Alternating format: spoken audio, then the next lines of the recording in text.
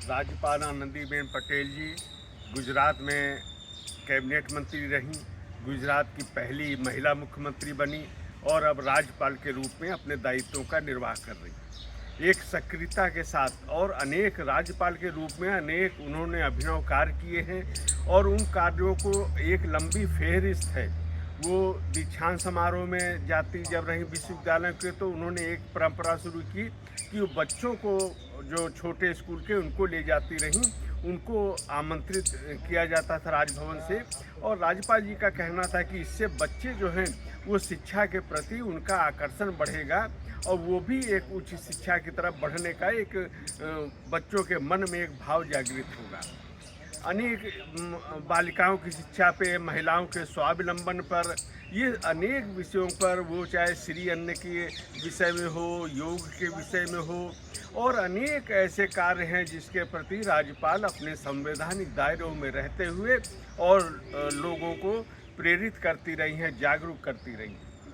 एक जो अभिनव कार्य इधर पिछले कुछ समय से मैं देख रहा हूँ, तो राज्यपाल जी ने जो भिक्षावृत्ति में लगे हैं बच्चे, उनको स्कूल भेजने का एक तरह से अभियान उन्होंने शुरू किया है और इसमें उनकी विशेष रूप से एक रुचि भी है और वो सतत इसका प्रयास भी करती हैं। तो एक जो संघर्ष उन्होंने किया है अपने विद्यार्थी जीवन से लेकर और बाद में शिक्षिका बनी, वो एक जो संघर्ष उनका रहा है वो उनके दायित्व के निर्वाह में झलकता भी है और उसके प्रति उनका एक प्रतिबद्धता बनी हुई है। वो चाहे मंत्री के रूप में, मुख्यमंत्री के रूप में और आज राज्यपाल के रूप में भी उनकी वही कर्मठता, प्रतिबद्धता दिखाई देती है।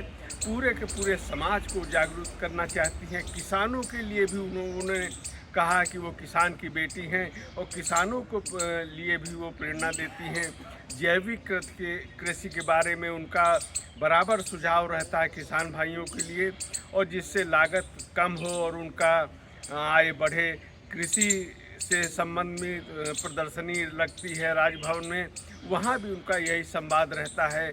अन्य जनपदों में जाती हैं तो इस प्रकार के जो वहाँ के स्थानीय उत्पाद हैं और जागरूकता के कार्य हैं, उनमें निरंतर वो लोगों को प्रेरणा देती हैं, जागरूक करती हैं और एक बहुत अच्छा संदेश समाज पे जाता है।